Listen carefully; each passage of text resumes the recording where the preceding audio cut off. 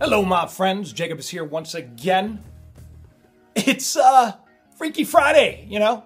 I'm trying to do that extra show for you all, and I'm happy that you're here. I'm happy you pressed play. I got a couple of comments saying, you know, you got to get away from that ridiculous background with all of the animals and all of the crazy stuff in the background with the secret messages. You need to break it up every once in a while, Jacob. So I brought you to my. This is going to be where I'm going to interview the physicists from CERN and Brookhaven. That should be happening hopefully within the next couple of weeks. Still narrowing down dates. I'm excited it's going to happen one way or another. In any event, today, you know, the title, you saw the title and you're like, okay, who died? Well, I'm going to get into that. And that's kind of a heavy topic. So I'm going to also give you all of the crazy stuff that, you know, like I go through just so much when I'm trying to come up with a show for all of you. Just things that are just I see, and you know, like what's going on with the Israeli democracy. You know, is the end of it nigh? The New York Times.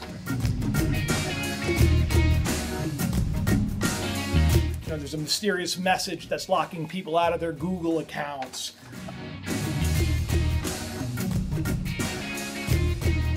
Oh, of course, there was a massive, gigantic, awesome planet that was just discovered, going around like this super tiny little dwarf star. Space! Stuff with Facebook and Google and how almost 100% of advertising comes through them, which basically means that they own the internet. And also the new laws that are going to be coming to the internet. You know, the internet was handed over to the UN recently. So the days of free market, you know, the days of being able to just go on there and share your opinion, true democracy as they once thought it could be, they may be coming to an end. But there's a reason for it, and I'm excited. And that's what this show is all about.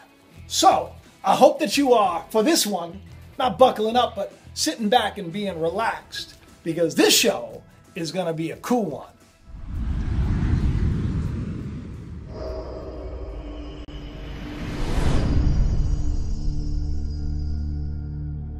I came across this interesting article from the New York Times. Is the end of Israeli democracy nigh?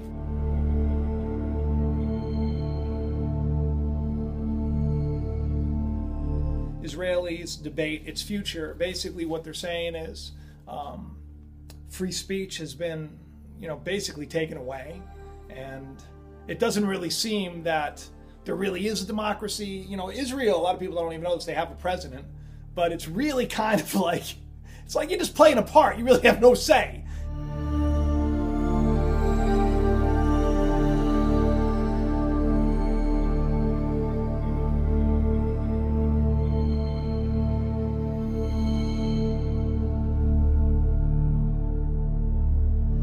Yeah, I don't want to get into the ins and the outs of the politics of all what's going on, but basically, you know, they say that there is a major coup underway over there, and that Netanyahu is, you know, he's running a little bit more of a, it's not really much of a democracy, it's really kind of like, it's a Netanyahu, see, if you will. He's kind of in charge of everything. But, you know, I just wanted to throw that out at you really quick, because it's not really what today's show is about. Now, Google has been getting these strange, you know, anybody that works on Google Docs and kind of has information, stores it up into the cloud. What happens is, you know, they're being locked out of it. So they're saying that, you know, you're violating the terms and service of the agreement. It's kind of like the censorship algorithms that they have, you know, just let run wild all over the internet. They actually rewrite their own code. That's another thing, because they're artificially intelligent and self-learning.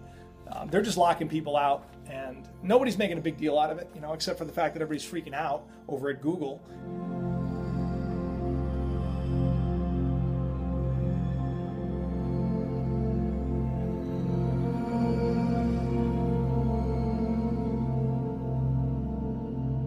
Of course, in response to these reports, Google employees, they tweeted, because that's the way we get information right now, right? It's not like you're going to go on the news, because you know, you tweet the news now, and unless of course you're saying something that violates their terms of service, which brings me into, and so that's kind of spooky, you know, how you can just be shut down if you, especially if you store all of your information on the internet. You know, a lot of people have told me that I need to create up a backup channel. I don't like to let fear motivate. I'm gonna get rid of that one.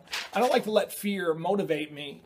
So, you know, but it is kind of smart. And I want to let you know, there's a reason I put these little words there. I give you my website, www.jacobisrael.com, and subscribe, because these are two things that are super important, especially if you want to be a part of what I'm sharing here, which is basically, I believe, a journey that we're all on of uncovering the truth. And you know, all of this stuff, I was talking to my good friend Magi last night, who, by the way, if you haven't checked out his channel, man, he's got really trippy, awesome, cool videos. Check him out.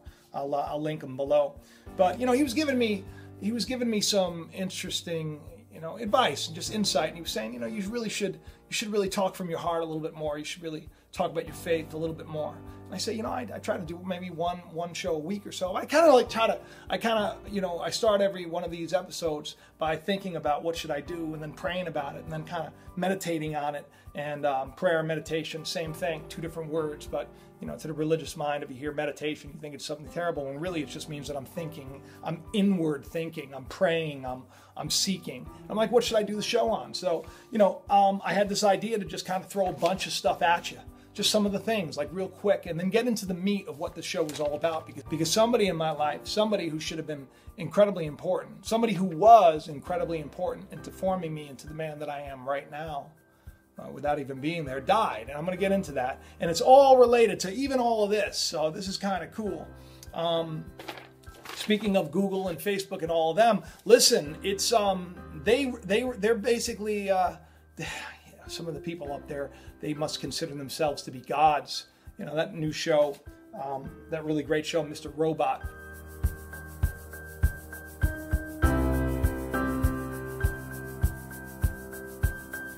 Which is interesting, because if you watch these shows, like Mr. Robot, I think it was episode 1, you had the Collider being talked about, you had parallel dimensions being talked about in Mr. Robot, and then you had, of course, you know, the evil E-Corp, which is, you know, the New World Order, and then, of course, you cut away to the scene where there was a madman talking about the one world government, the one world religion, and all that stuff in the beast system. And it's crazy how I turn over to my wife and I say, isn't that nuts that that's on TV? Because guess what, guys? That's what's happening right now. The truth is being revealed. We're all waking up, right? And all of this information is coming at us at a fevered pitch. So yeah, Facebook and Google, they're powerhouses. They really are. And they decide whether or not something that I say should be heard by people.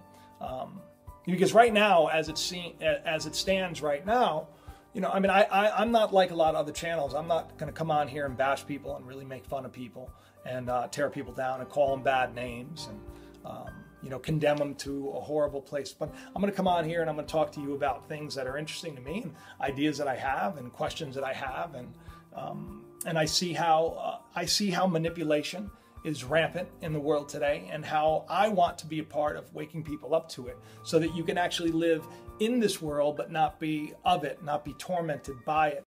So, you know, all the stuff that's going on with the YouTube censorship and the Facebook censorship and the Twitter censorship and all of this censorship and these algorithms and everything else, that when I put up a video, like I just put up the video on the moon last week, where like immediately, you know, they basically say this is not suitable for advertisers, which is why it's hard for anybody to really even make a living, much less someone like myself who, you know, I don't have a very large audience, but there are people that have huge, massive audiences that are still eking out a living. Now, I would love to do that. A lot of people ask me to start a Patreon account, but I just feel weird, because, you know, I worked for all these networks, and I worked for this major faith-based network, and I thought that they were all so just ignorant, and I thought that they were all so kind of corrupt, you know, ignorantly corrupt. I mean, not like they knew that they were what they were. They were part of a system that, you know, groomed them to be that way. But, you know, when I saw that they would fleece people and they would say, you know, send in your money and I'll get your kid off drugs, and, you know, you want that blessing, and, you know, and they kind of guilt you. It's kind of like that you got to be in it to win it mentality, as if the, you know, the tithe that they need, that you need the tithe. I've had people that have wanted to send me money, and they say that, you know, please, and I'll say, look, that's weird. Are you sure you're okay with doing this? even if it's a little bit amount of because I mean, I could use it, of course, sure, if someone's gonna, you know, want to find a way to do it, because I don't make it easy and I don't ask for it. But I've even had people say that they want to tithe, and I said, no, you're not tithing to me. You know, it's like you've been programmed to think that if you know, if you think God is behind something, that you need to, you know, funnel money into it so you can get a blessing, as opposed to realizing that maybe something is important in the world, then you should support it. That's why I ask you to share the videos around. Like, literally share them, and don't be scared to do it, especially if it's been a blessing to you, especially if it's made a difference in your life, you know. Don't be weird about, I don't know, to introducing me to people. And if you haven't subscribed yet and you've watched one or more videos, do me a favor, subscribe. I know it doesn't seem like it's a big deal, but it is a big deal on my end, because the more people that subscribe, the easier it is for me to meet more people. You know, my dream, my passion since I was a child, which is what my book's about. It's a 12-year-old boy who was born to change the world by writing a book and being a voice, you know, from humble beginnings. And this nobody, this guy that was forsaken and left and abandoned, which I'm going to get into, is my biological father just died, who I never met. I'm going to tell you all about that in a little while.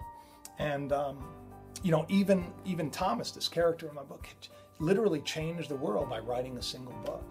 Which is why I wrote the book, which is why I come on here all the time, which is why I'm blown away that all of a sudden within the last year or so, it seems like, you know, that dream that I've had my whole life is happening, it's possible.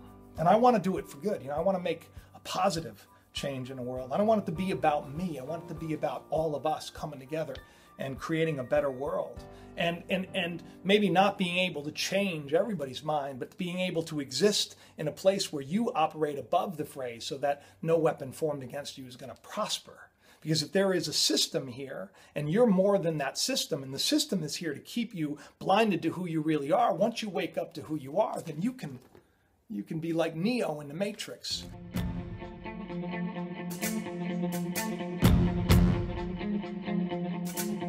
And that's what I'm doing in my life, and that's what I've been living in my life, and that's why I'm coming at you today. So Facebook and Google, yeah, they're a powerhouse, and they're censoring a lot of people, and they're making it really hard for even videos like mine to get to certain areas. So do me a favor, share the videos around, get involved, be a part of this journey that we're on, waking people up from the lie into the truth.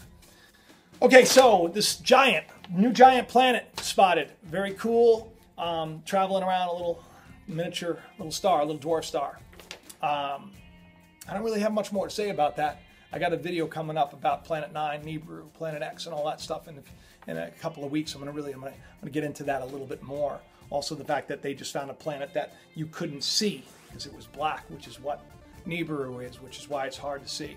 Now, this is a big thing. This is close to my home right now. This is the Constitutional Convention. Especially if you're in New York, you're a New Yorker like me. You know what I'm saying? Even though I don't sound like it, because actually I live in Connecticut. I'm going to get into that in a second. This is a big deal, right? They're trying to change the Constitution, and let me tell you why they're trying to change this and why this is important to me. My wife's a teacher. She teaches in a very, very low-income, gang-infested area in Long Island, and she's just one of the best teachers around. And she just made, like, they all made pumpkin pie together in the classroom. And it was, we spent a lot of money to get all the ingredients and everything else so that these children, many of them don't even speak English, can actually, you know, just see what it's like to have some kind of a tradition.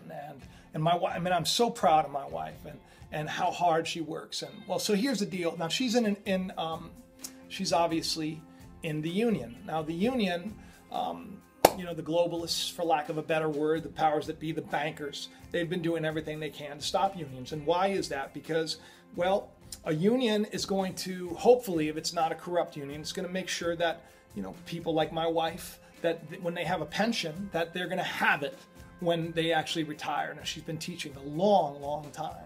And to think that, you know, something like this could be overturned. And, you know, we just get by paycheck to paycheck. So for the people that think that, you know, I'm some kind of millionaire, it's absolutely outrageous. Not that I wouldn't mind being that, but I'm sure that I would find a way to put those dollars to work in other areas of my life, like maybe making a movie for my book, The Calling. But listen, so you gotta vote no. And what they're trying to do is they're putting this campaign out there where they're trying to get people to think that, you know, if you vote yes to the Constitution, all these great things are going to happen. They're going to legalize marijuana in New York. They're going to do all these things that they're saying can only happen if you say yes. So there's this big campaign being headed up by people like, you know, like the Soroses of the world. They're really trying hard to keep everybody from keeping it status quo. But I'm asking all of you to get out and vote. I think it's on November 7th. Get out there and vote.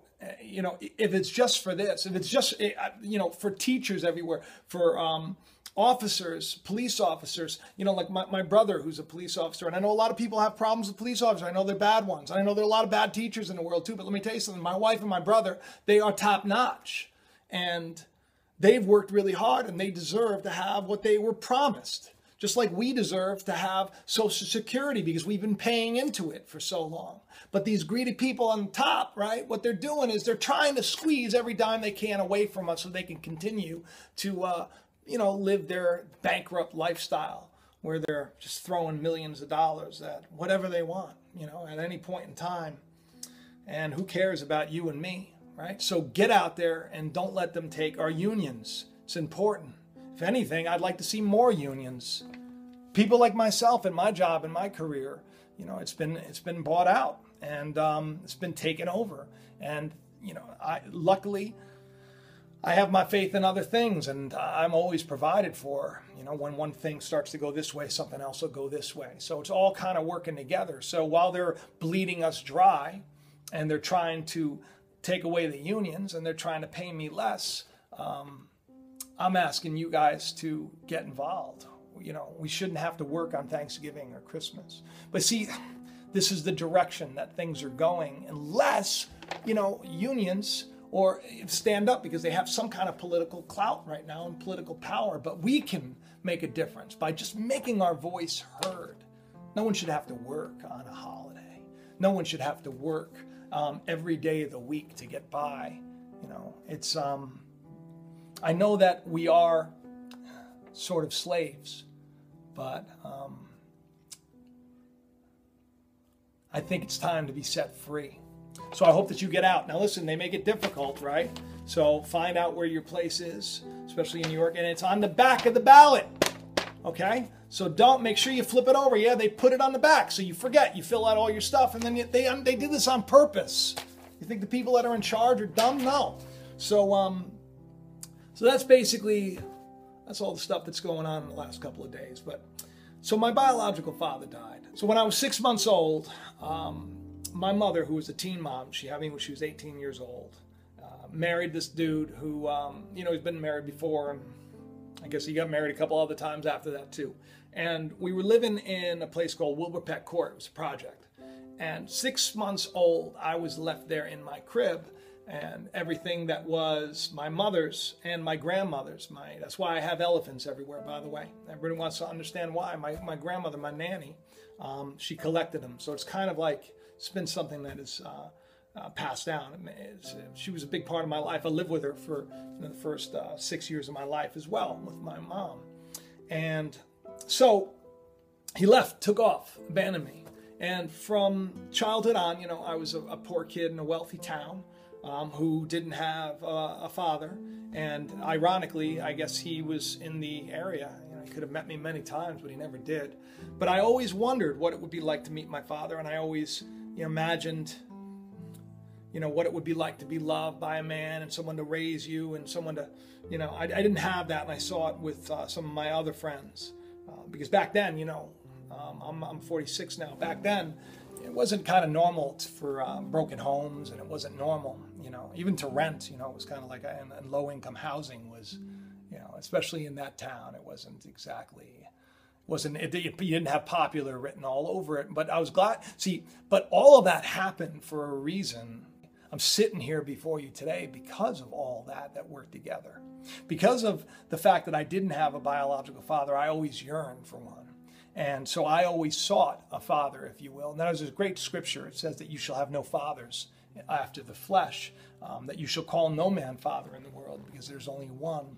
And I've learned that in my life, because, you know, no fleshly father can actually teach someone that they need to wake up. No fleshly father can teach them who they are, spiritually speaking.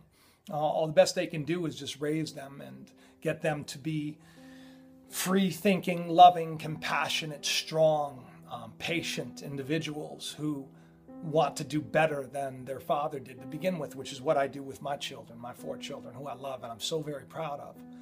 So just recently I got a call that, you know, this man that a couple of years ago I actually flew out to Florida with my family, and I wanted to meet him, and he didn't show. But I got to meet one of my biological brothers. Now I have 4 biological brothers. One of them, my brother Jeffrey, my younger brother Jeffrey, I live with.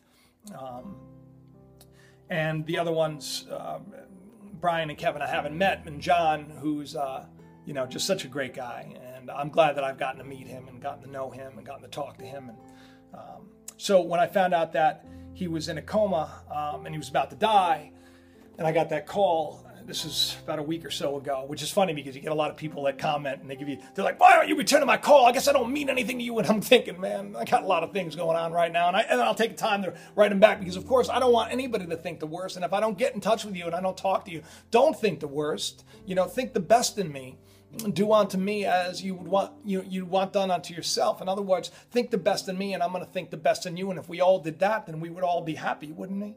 We'd be at peace. So the man I heard, I had a little bit of a breakdown, because, you know, my whole life I had this dream of meeting this man and understanding why he would abandon me, why he left me. And you got to understand the insecurity that comes along with that. You know, it took me a long time to believe that I could actually be loved. I mean, even in my relationship with the Dan, who I love more than anything, my goodness, it still comes up. I still have that insecurity sometimes. Maybe she doesn't love me. Maybe she doesn't love me enough. Oh my goodness, maybe I'm not getting enough attention, or maybe I'm getting... And all of this really stems from being abandoned when I was a child. And I understand that, which is another reason why I'm super motivated to do the best that I can for everybody, which is why I take the time to try to respond to all of you, because I want you all to love me, because I want to be loved. And I want to love you. And there's nothing better than to feel loved. And there's nothing better than to love other people. But here's the problem, is that this world, it's been broken for a long time. It's been so broken that a man would leave a child and then go have other children and leave them too. Whew. But everything happens for a reason, you see? Everything happens for a reason. And I learned later in life that everything that I went through happened for a reason, and that reason was to get me to where I am right now, which is a very cool place to be, especially knowing what I know and seeing what I see and believing what I believe, because I have had this uncanny, remarkable faith since I was young, because I had an imagination, because that my biological father left. Who, by the way, just, you know, he's obviously dead now, so I'll never get to meet him. And what's interesting about that is just a couple of days before this happened, I thought he was out of the woods, and we booked a flight to go out there. So because, you know, this is something that I thought that I needed. You know, this was a This Is Us moment, right? You know, the TV show, he gets to meet the father, and then, you know, the father instills the wisdom in him, and then he realizes, oh my goodness, the guy loved me to begin with, and blah, blah. Wasn't my story, man. That wasn't my story. So that was kind of a bummer. But then I sort of realized, you know, I looked at like the allegory of it, and I thought about it. And I thought, my goodness, this may be a beautiful thing for me. This may be a wonderful thing. That dark cloud, that idea that I've been abandoned and unloved, that man that I needed to meet and I needed to get the answer from. You know, why? Why, Dad? You know, to call somebody Dad who's actually your dad. Man, I dreamed of that, you know. So finding out that he passed away was interesting, because it gave me this uncanny feeling that, man, the best days for me are ahead. And all of that shame and all of that insecurity and all of that fear and all of that worry, it's dead now. And that's what I hope for all of you. All of this stuff that I share all the time, I don't want anybody to ever get stressed out by it. It's just, these are things that I think we need to know about. Because I think the more people that know about him, the more people can say, hey, maybe we should put on the brakes. Because, the truth sets us free from the lie. We need to stop listening to the lies of the world, and we need to start loving and listening to the truth. I love each and every one of you. I'll talk to you soon. Bye-bye.